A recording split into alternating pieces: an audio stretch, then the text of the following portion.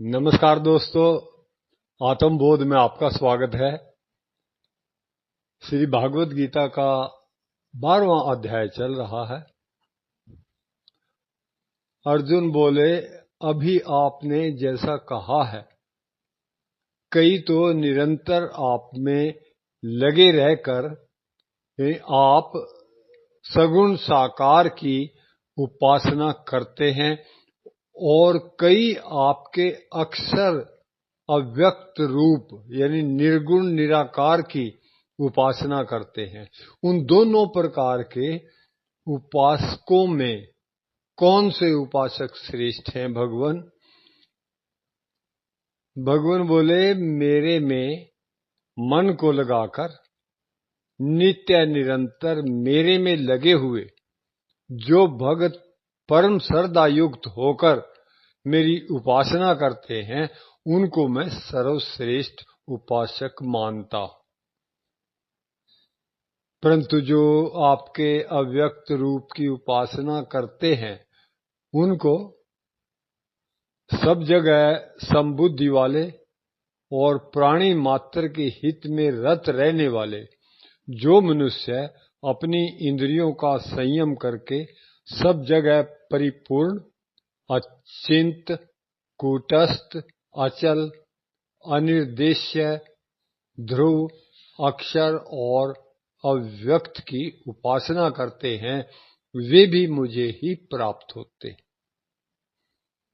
तो फिर आपकी भक्ति करने वाले श्रेष्ठ कैसे हुए भगवान? अव्यक्त में आसक्त चित्त वाले जो मनुष्य अव्यक्त स्वरूप की उपासना करते हैं, उनको अपने साधन में कष्ट अधिक होता है, क्योंकि देहाभिमानियों को अव्यक्त की प्राप्ति बड़ी कठिनता से होती है।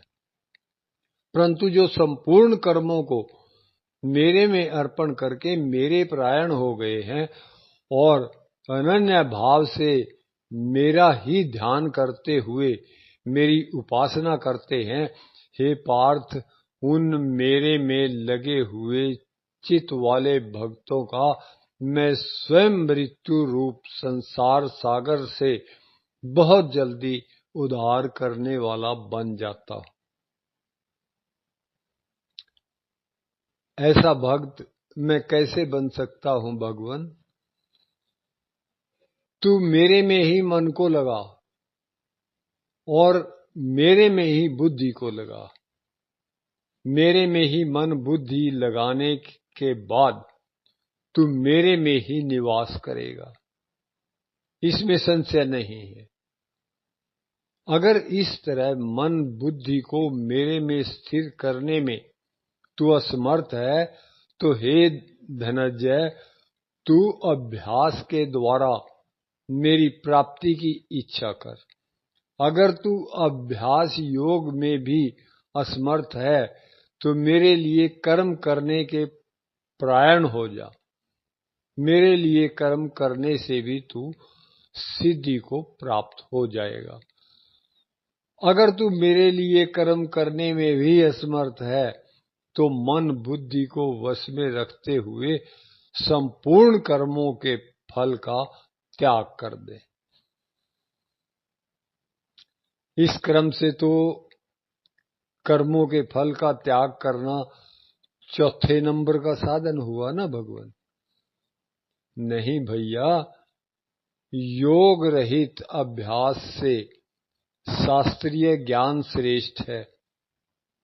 योग रहित शास्त्रीय ज्ञान से ध्यान श्रेष्ठ है और योग रहित ध्यान से कर्मों के फल का त्याग करना श्रेष्ठ है, क्योंकि त्याग से तत्काल ही परम शांति प्राप्त हो जाती है। आज के लिए इतना काफी है जी।